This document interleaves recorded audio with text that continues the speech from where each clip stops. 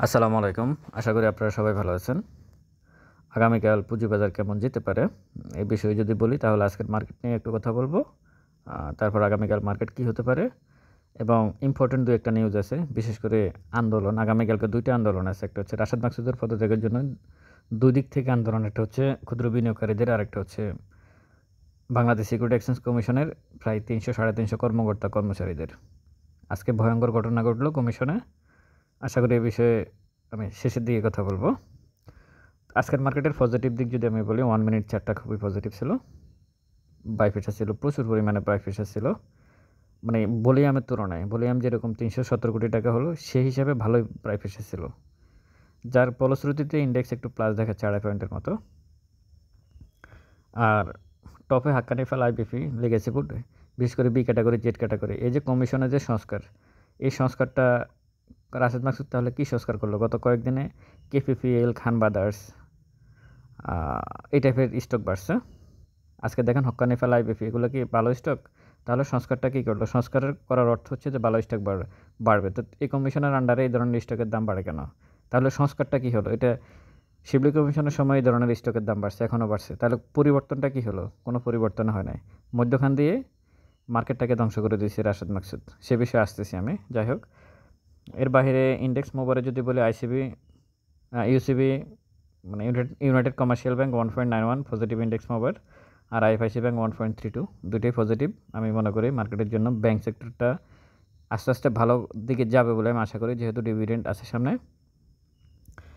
আর লুজারে কিন্তু Sonargaon textile, RSRM, new line. Index গত কয়েকদিন 5টা কার্য দিবস কিন্তু ইন্ডেক্স মাইনাস। সেই হিসাবে কিন্তু যে স্টকগুলো একটা support zone, strong support zone ছিল, তারা কিন্তু খুব বেশি দাম কমে নাই। হয়তো 3-4% কমছে, এরকম হতে পারে সর্বোচ্চ। যেগুলোর দাম বাড়ছে তারাই মূলত লুজার হচ্ছে, যেমন সোনারগাঁও, আরএসআরএম, নিউ লাইন, এর দাম কিন্তু ভালোই বাড়ছে। এখন কারেকশানে যাচ্ছে, স্বাভাবিক। আগামীকাল মার্কেট কী হতে পারে এখন যদি এই বিষয়ে আসি, মার্কেট একটা সাপোর্ট জোনে এসে কিন্তু একটা লাল ক্যান্ডেল তৈরি করছে। তবে টেকনিক্যাল ভিউ থেকে মুভিং এভারেজ 14 দিনের ভ্যালু, ম্যাকডি এবং হিস্টোগ্রামের বার, 3টা সাইড থেকে কিন্তু মার্কেট সেল সিগন্যাল দেওয়া আছে এই মুহূর্তে আমি যখন কথা বলতেছি। কিন্তু 2টা জিনিস মার্কেটের জন্য পজিটিভ। একটা হচ্ছে আজকের যে ক্যান্ডেলটা, ছোটোখাটো একটা সাপোর্ট জোন, 5190 থেকে 80 এর মধ্যে একটা সাপোর্ট আছে ছোটোখাটো। এখানে এসে একটা সবুজ ক্যান্ডেল, দীর্ঘ 5টা লাল ক্যান্ডেলের পর একটা সবুজ ক্যান্ডেল করছে। এবং এই ধরনের ক্যান্ডেল থেকে মার্কেট এর আগে একটা ছোটোখাটো ফ্লে হয়েছে, উপরের দিকে গেছে, সবুজ আরও অনেকগুলো ক্যান্ডেল করছে। আপনারা নিচে, একদম নিচে 5120-এর আশেপাশে দেখেন, 5120-এর আশেপাশে যেখান থেকে মার্কেট উপরের দিকে টানছে, ঠিক সেখানে এইরকম একটা ক্যান্ডেল এখানেও আছে। এই একদম নিচে, একেবারে নিচে আপনারা দেখতে পাচ্ছেন এখানে, এই একদম এখান থেকে এখানে যে ক্যান্ডেলটা, আজকের ক্যান্ডেলটাও সেম, একদম একই রকম। তার উপর উইক বড়, নিচে বডিটা ছোট, একই রকম। তো আশা করি এই 2টা পজিটিভ দিক। একটা হচ্ছে একটা সাপোর্ট জোন সে তৈরি করে এখান থেকে একটা সবুজ ক্যান্ডেল করছে, এবং প্রিভিয়াস ডেতে সে এরকম ক্যান্ডেল থেকে আপ ট্রেন্ডে গেছে ছোটোখাটো। তো সে ধারাবাহিকতা হয়তো রক্ষা করতে পারে আগামীকালকে টেকনিক্যাল সমস্ত কিছু বিশ্লেষণ করলে মার্কেট পজিটিভ থাকার সম্ভাবনা আছে। অবশ্যই ভলিউমটা পজিটিভ হতে হবে। 317 কোটি টাকা হলে হবে না, অন্তত 400 কোটি টাকার উপরে যেতে হবে, তাহলে হয়তো পজিটিভ আমরা কিছু দেখতে পাবো। কিন্তু এই নিউজ সম্পর্কে যদি বলি, আগামীকাল রাশেদ মাকসুদ কিন্তু আজকে পালাই গেছে কিন্তু অফিস থেকে, সেনাবাহিনীর তত্ত্বাবধানে সে পালিয়ে গেছে। সেনাবাহিনী কিন্তু অফিসে আজকে মারধর করছে, সম্ভবত 6 জন কর্মচারী আহত হয়েছেন, এবং প্রত্যেকেই তার বিরুদ্ধে। তাদের অভিযোগ হচ্ছে যে আমরা কোনো কাজই করতে পারি না তার জন্য।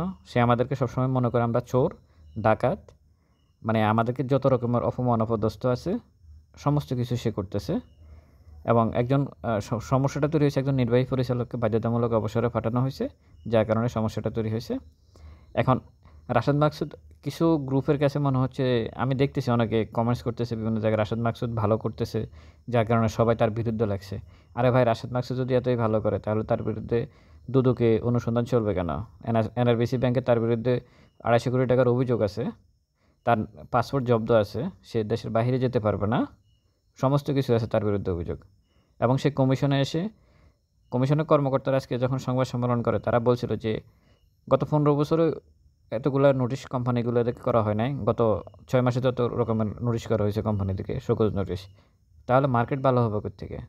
রাশেদ মাকসুদ হচ্ছে ব্যাংক থেকে আসে, স্ট্যান্ডার্ড ব্যাংক এবং এনআরবিসি ব্যাংক থেকে আসছে। সে সকালবেলা ঘুম থেকে উঠে টাই কোট পরে অফিসে চলে গেছে, বিকাল থেকে অফিস থেকে চলে আসছে। পুঁজিবাজার তো এরকম না। এই বাজারে একদম প্রত্যন্ত অঞ্চলের, গ্রাম অঞ্চলের একজন মানে খুবই মানে প্রত্যন্ত গ্রামের একজন মানুষের যেমন টাকা এই মার্কেটে ইনভেস্ট আছে, আবার একজন সরকার প্রধানের টাকাও থাকতে পারে। এই মার্কেটটার আচরণ ভিন্ন। এটা কোনো ব্যাংক না, এটা একটা অনেক লক্ষ লক্ষ লক্ষ জনসমাগমের একটা মার্কেট। ঠিক ডিমান্ড সাপ্লাই জোনের একটা মার্কেট, এটা ব্যাংক না। এটা রাশেদ মাকসুদকে বুঝতে হবে। সে যে আচরণটা মার্কেটে করছে সেই আচরণটা তার অফিসে করছে। এটাই মনে হয় তার ক্যারেক্টার, মানে গোঁড়ামি, অহংকার এবং মানে নিজে যা বুঝে তাই, আর কেউ মানে কিছুই বুঝে না, এই টাইপের একজন মানুষ আমার কাছে মনে হয়েছে। মার্কেটে সে এরকমই করছে, সে এক নাগাড়ে 750 কোটি টাকা জরিমানা করছে।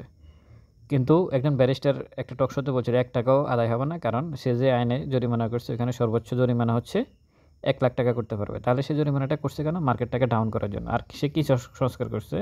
যদি এতই সংস্কার করতো তাহলে গত 6 মাসে যে শেয়ারগুলোর প্রাইস সবচেয়ে বেশি বাড়ছে সেগুলো তো জাং শেয়ার। তো তাহলে সংস্কারটা হলো কি? এগুলোর সাথে তো তারা সবাই জড়িত। ভালো স্টকের দাম বাড়তো তাহলে বুঝতাম যে না, সংস্কার হচ্ছে। তো ঘুরে ফিরে শিল্পী কমিশনের সময় তারা ভালো ছিল, ওই সময় তো মার্কেট আরও ভালো চলতো। ওই সময় ধরনের স্টকের প্রাইস বাড়ছে।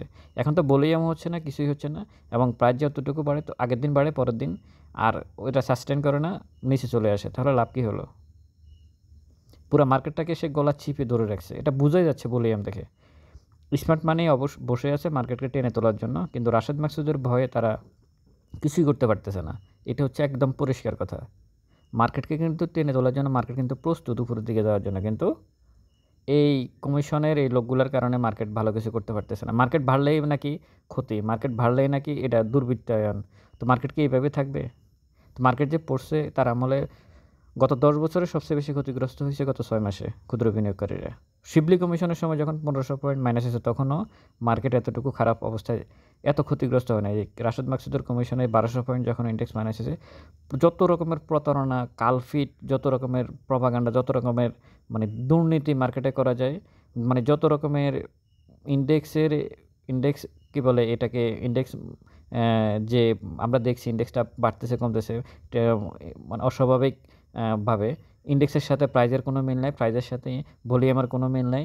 ইন্ডেক্স বাড়তেছে, শেয়ারের দাম কমতেছে, ইন্ডেক্স কমতেছে, শেয়ারের দাম বাড়তেছে।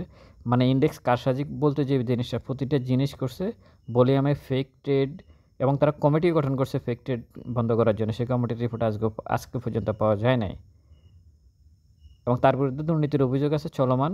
ক্ষুদ্র বিনিয়োগকারীরা আজকে আন্দোলন করছে, আগামীকালকে তারা আশা করি এবার ক্ষুদ্র বিনিয়োগকারীরা আন্দোলনে সফল হতে পারে। তার অফিসের কর্মকর্তা আজকে রাশেদ মাকসুদ পালাই গেছে সেনাবাহিনীর তত্ত্বাবধানে।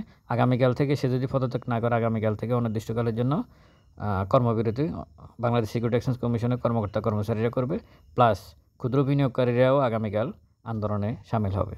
তো সব কিছু মিলে আগামীকালকার মার্কেট কেমন হয় সেটা দেখার বিষয়। তবে টেকনিক্যাল ভিউ থেকে মার্কেট পজিটিভ থাকার সম্ভাবনা আছে, কিন্তু আন্দোলন, এই দুই পক্ষ থেকে আন্দোলনের কারণে মার্কেটে কতটুকু প্রভাব পড়ে আপনারা অবশ্যই মার্কেটের দিকে খেয়াল রাখবেন। ভালো থাকবেন সবাই। ভিডিওটা ভালো লাগলে শেয়ার করবেন, অবশ্যই ভিডিওটা শেয়ার করবেন যাতে অনেক বিনিয়োগকারীর কাছে ভিডিওটা পৌঁছায়। আসসালামু আলাইকুম।